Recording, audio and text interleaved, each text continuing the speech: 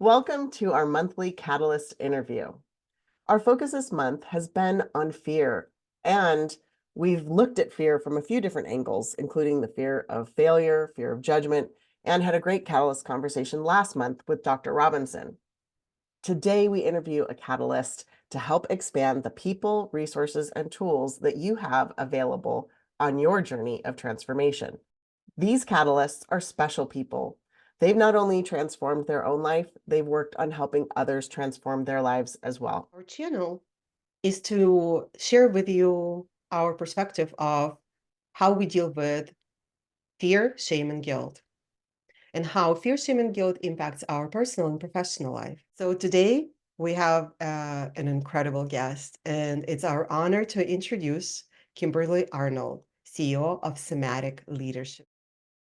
Kimberly has led large-scale programs to transform healthcare. Now she helps people show up as their best selves under pressure. Thank you so much, Eva and Marina. It's wonderful to be with you. Kimberly, anyone that's looking at you though from the outside sees you as a cool, calm, collected, confident, strong professional. So I'm left wondering, and of course, welcome to the show, welcome to our conversation and interview, but has this always been the case? And how did you arrive at this point in your life? Thanks for that question, Eva. No, this has not always been the case. And I would point to two experiences in my past that shaped what I'm doing now. One was I actually grew up with really noticeable cross eyes. And so as a kid, people called me cross-eyed Kim. And what I learned to do was smile and pretend everything was okay, because if I didn't do that, the ridicule would continue. Fast forward many decades later to working in a corporate role where many of us I suddenly got a new leader. That leader's focus was on a sort of threat, blame, consequence focus. It was the first time in my career I had worked for anyone like that. Like I had seen them and thought, thank God I don't have one, but then I got one. And that happened at the same time that there was my dear uncle passed away. Two other seniors I was caregiving were in the hospital. We had torrential rains, a leak in the roof of my house, all the things. And it took my body into a place of complete fear, major fear response. I ended up with 15 symptoms. I was 20 pounds lighter than I am now, all the things. And what it did was it gave me an opportunity. Thank God I found a fabulous healing path journey. I'm incredibly grateful that that worked out. But it also gave me a chance to reflect on the fact that when we're in fear mode, when we're under pressure, we don't typically rise to our expectation. We fall to our habit. We fall to going with what we know, doing the thing that's most familiar. And even though I had spent over 12 years studying a range of practices that would have helped me, under pressure, I stopped using them. It's interesting you say that, Kimberly. And what is really inspiring for me is the fact that you reached back to your childhood and you recognized that what we are talking about all the time with our viewers, right? The fact that whatever fears are arising in us as we have grown, they come from the childhood. It could be trauma. It could be, as I call them, a program. It could be an experience, a cultural setup, and a family expectation, you name it. It comes from the childhood. Because when we're little kids, we don't have any fears. We don't know what that is by definition. And then when we start understanding and recognizing surroundings, people, words, reactions, that's when we start building the fear zone. Eva, I came up with a new word, the fear zone. And that fear zone spreads all around us and consumes us. And that is why I was wondering if you could share more about your transformation, your path of discovery of those fears, how you dealt with them, Mm. because these tools are what all of us need. Thank you. One of the things that struck me when you were describing that is, for any of us, as you said, we've all had moments where we had a fear-based response. And in all likelihood, when we were really young, we had a really intense response at one point. And if we haven't learned how to digest and navigate that, even as adults, something may happen where the response that we have is kind of out of proportion to what's happening. And you can even go, why am I responding so intensely to this? And I think there's a common phrase that says, when the response is hysterical, you can know that it was historical. And so I wanted to just kind of put that out there as something to be aware of in general. If I'm really having an overactivated response in the moment, out of proportion to what's happening, it's because of something that happened a long time ago that I didn't get to resolve. So I'll just plant that seed as something to be aware of. But in terms of how I work with individuals and teams and caregivers and all kinds of people now, it's recognizing a few simple truths. And the first is that our brain actually registers body sensation before we have the thought and emotion. So if you think of a time that you went to touch something that was hot and you didn't know that it was hot, if you think of that time, the first thing you might remember was the sense of heat on your skin. And then you have that thought of like, why did I touch that thing? And ouch, I touched that thing. And so recognizing that we do the body sensation first actually is the access to having power over the moment. Because the second truth is, when we actually shift our body, we're going to shift actually how the hormones are working through our body, which will influence what we say, what we think, what we feel, what we do. That is such an interesting observation, and then a revelation, I would say, for me, for sure. Because I experience these types of emotions every single day, and some of them are more intense, some of them are less intense. What about you, Eva? Oh, totally. And I struggle sometimes with how to describe what I'm trying to do, even in this channel. And I've used vague words like, I want to help people live more in their body. And this is one of the reasons why, Kimberly, you're so compelling to me, because you're one of the first people that has ever put words on what I'm trying to help, do, in addition to all the things, Marina's framing and Brian's views and the psychology of things, but then our body. I believe deeply that our body is so wise, and we tend to think, right, which is also emotion. Being able to help people learn more about their body, I think, is really helpful. And I'm super excited about this. And, I can think back to my own childhood of being the youngest, being the little girl that, the only girl for some time, where people didn't listen to me because I was this, younger little one. And so I would get emotional for different reasons that then I think carried over in terms of, if I'm not being listened to, that is one of my triggers as an adult in close relationships. So, and that's the other thing. Marina and I talk about this a lot too, is this personal versus professional. Mhm. And while we know we're not different people just because we walked into a certain meeting or we went to a certain building, but we have different protocol, right? And expectations for what professional looks like.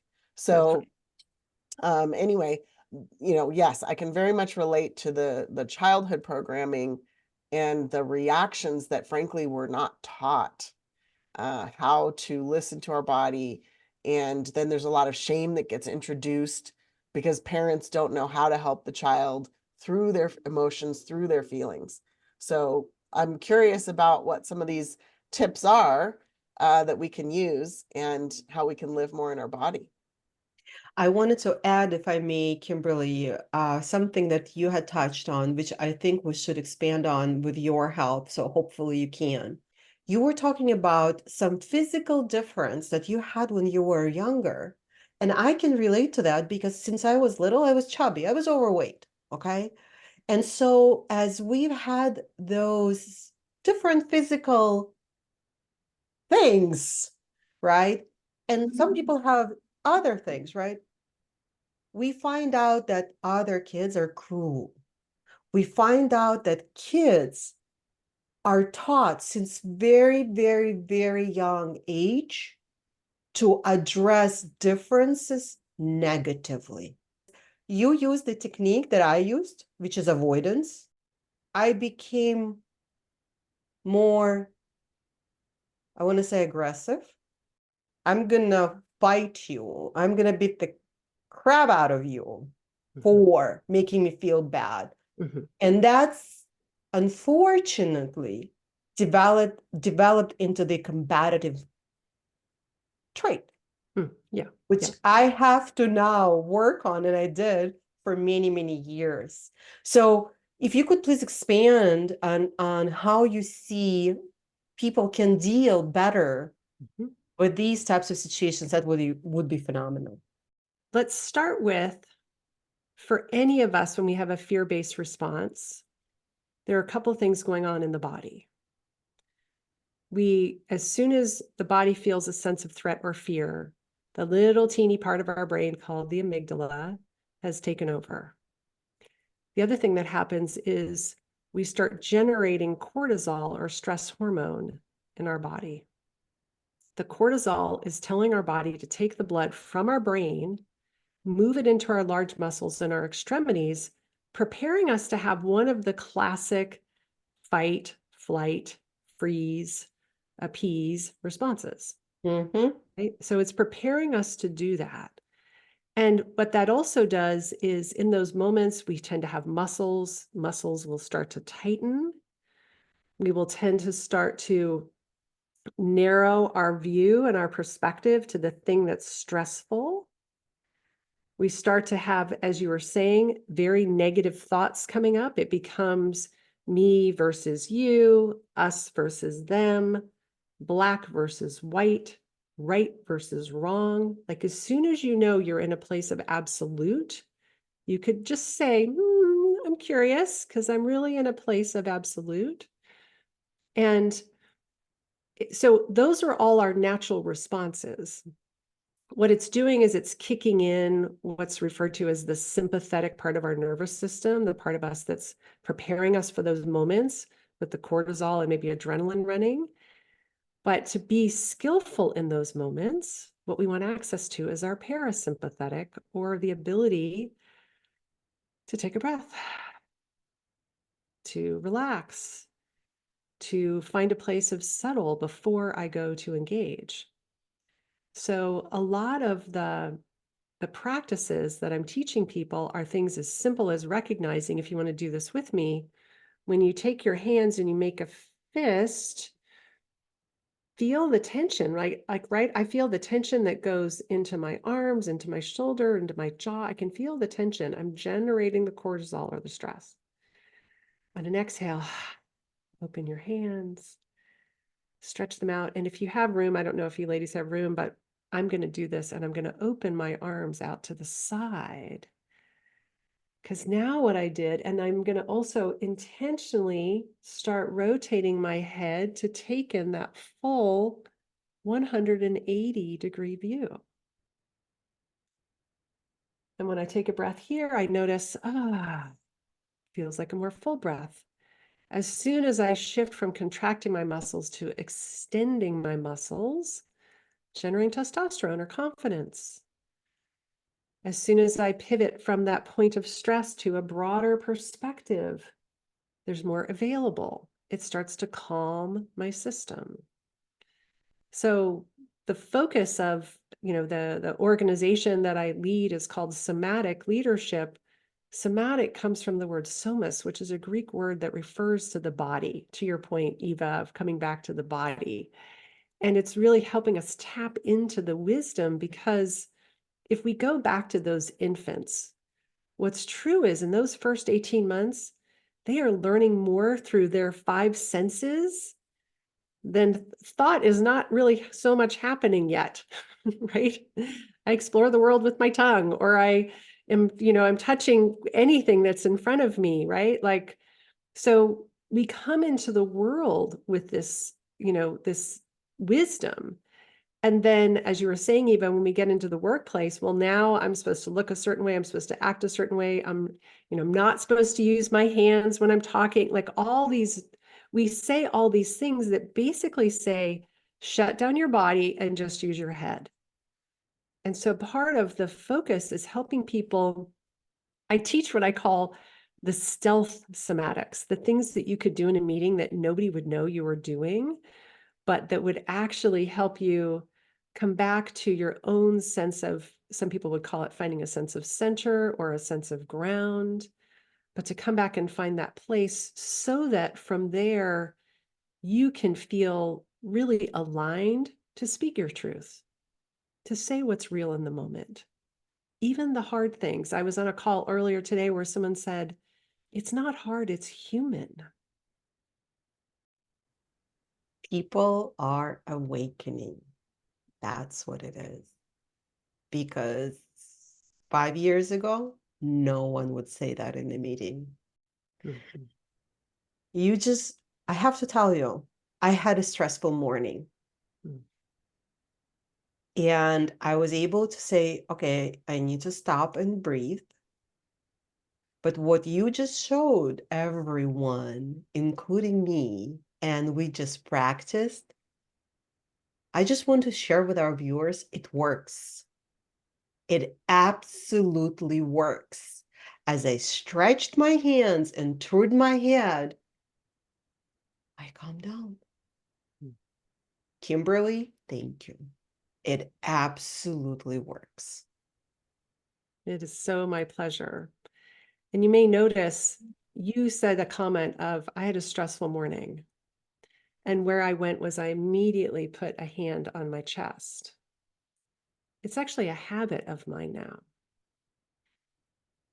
When we touch, gentle touch, if you want to join me, gentle touch, and you can just notice on your inhale, your chest rising into your hand, and your exhale, your hand resting into your chest. And again, it's like your chest is reaching up to touch your hand, and your hand is touching your chest. As soon as we have any sense of gentle touch, we're generating oxytocin, which is also another way to soothe and calm the body. So everything that I'm teaching people are simple practices. I refer to them as micro pivots because you can do them in less than a minute. And when you start to do them throughout your day, they become habit, which then helps you find that place of calm, confidence, connection, even in the moments of stress. And I wanted to say to our viewers that in the description of this interview, we will provide links to Kimberly's sites. So you guys will be able to reach out to Kimberly in case you'd like to learn any of those techniques or have Kimberly spend time with you and teach you how to be calm, learn to manage stress, and really aid to your transformational path. Kimberly, what's your favorite move? You mentioned the hand over the heart, but do you have a favorite? And then I have a follow-up question in terms of, is there a specific time frame, for example, or like, can I catch myself at a certain point if maybe I'm not conscious of my stress? Like, how much time do we have to intercede with this somatic movement? So it's a twofer. I got a twofer going on right now. Excellent. Your favorite, and then what's the amount of time? Is there a window of time to get in there to make change? I'm going to go to your second question first because I'm not sure how to answer the favorite because I'm doing so many of them all the time that I have to think about which one to pick.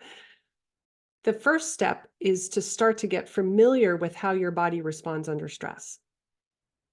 For many of us, we have completely disconnected from our body, particularly in the work environment. One way that I help people start with that is you might literally just put your hands on top of a desk or a table and just feel your hands there, and then giving a little pressing down on them just to feel that pressure and lifting up a little bit. And then you could take a moment and think of anything that's, I'll ask people, what level of stress do you have on a scale of 1 to 10? And what you want to do is pick something that's more in like the 4 to 6 range. It's a little stress, not crazy. But then think about that thing and then notice if it changes any way that your hands are on the desk. Do you find yourself doing any gripping or change in weight or temperature or pressure, anything? Okay, Marina, you're nodding your head. So what do you notice? I've noticed as soon as I thought about what you said in that particular way, I am pressing harder. I can't even say I press harder on the table, but my hands became heavier. Mhm. Yeah, beautiful. Beautiful noticing. So a part of it is starting to recognize, how does my body respond when the stress comes? The first part is notice, like something's happening. And the way I describe this to people, I use an acronym that I call PACE. When you think about the idea of pacing yourself, it's really I describe it as moving at the speed of trust. Ultimately, when we have a sense of fear, we're going to have a lack of trust. But if you can start to pay attention to track your body at your own pace of trust, then you start to change the game. So we start with pausing, going, oh, I'm having a reaction. Let me pause. Let me then acknowledge and track what's happening. My hands are feeling heavier. My breath maybe just got a little bit more rapid, or maybe my heartbeat got a little rapid, or I notice I'm perspiring. Some people like sweat's dripping down their face, like whatever it is, right? So you're tracking those things. And then you go to what I refer to as a centering or a grounding technique. And then you want to do that before you go to engage. So one of the simplest things to do, most of the time when we're in our head, we're literally in our head. And if you take a moment now and just pay attention to your feet and actually just like feel, and oftentimes people will sit with their legs crossed. I'm like, uncross your legs, put your feet flat on the ground and just be like, oh, let me feel my feet. You could take a moment and kind of like wiggle your toes. You could imagine maybe you were going to stomp on some grapes, or like just doing anything that you would feel the bottoms of your feet opening, widening. Sometimes I talk to people about, like, imagine you had elephant feet and like how wide they would be and how much sensation they would take in.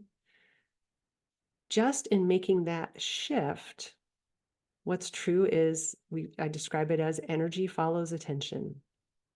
If I'm in my head, it's time to put attention on my feet. Because what that's going to do is help bring my whole body back online. So I'll choose that. There's so many favorites I could choose, but I'll pause with that one as a really good, super simple stealth in the moment. Nobody knows that you just did that. And what did either of you notice in making that shift, making that pivot? What did you notice, Eva? Very grounded, immediate grounding. What I was thinking when you were saying that, I felt exactly the same grounding in my feet.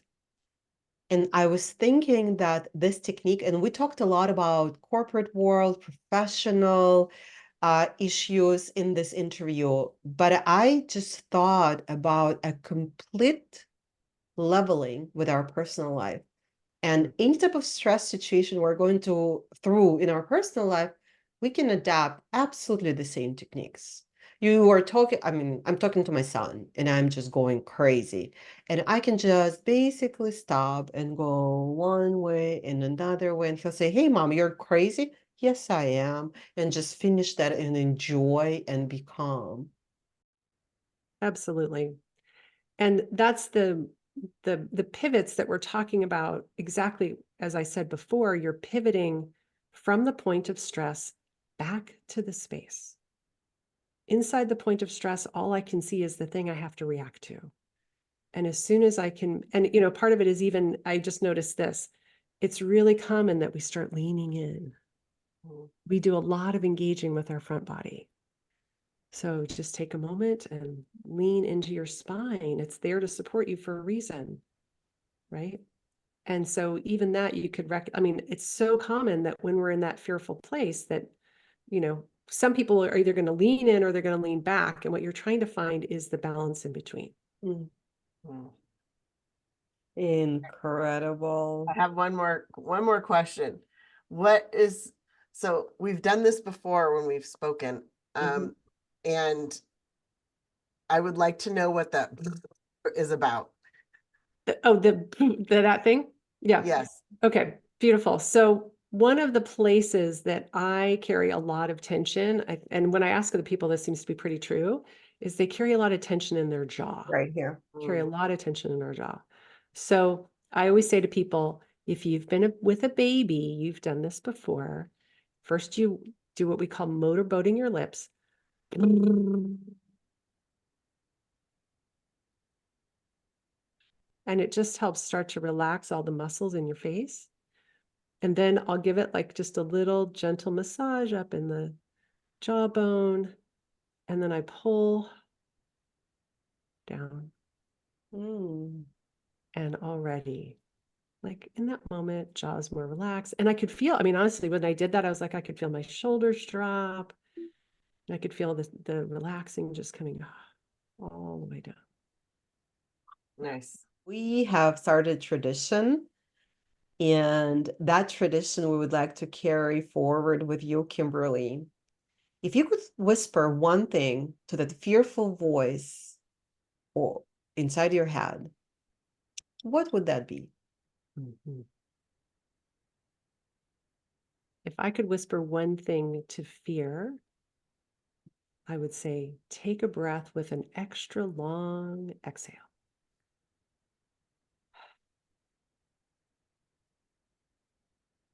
When you let the exhale be longer than the inhale, you start to lower the cortisol, lower the stress, relax the muscles. Extra long exhale. Thank you. We hope you've enjoyed Kimberly's interview. This has been amazing. Thank you so much for leaving us in such a grounded, beautiful state. And we hope that you are no longer ruled by your fear, and that the somatic exercises that you've taken away from today make a big difference in your life. So if you like our channel, if you like the stories that you are hearing, if you enjoyed our incredible March catalyst, Kimberly Arnold, the CEO of Somatic Leadership, please like this interview, share it with others, and follow us for more of the incredible stories and catalysts that will teach all of us how to deal with fear, shame, and guilt in our personal and professional life. Thank you so much, Marina and Eva. It was a pure delight to be with you. And how I love to finish every program with folks is I raise my arms up to the sky and what I call the yay day. And it's just the way that we get to extend our muscles, take a breath, celebrate. Thank you. Yay day! Yay, thank you. Thank you so much, Kimberly. Yeah, super fun. That was awesome.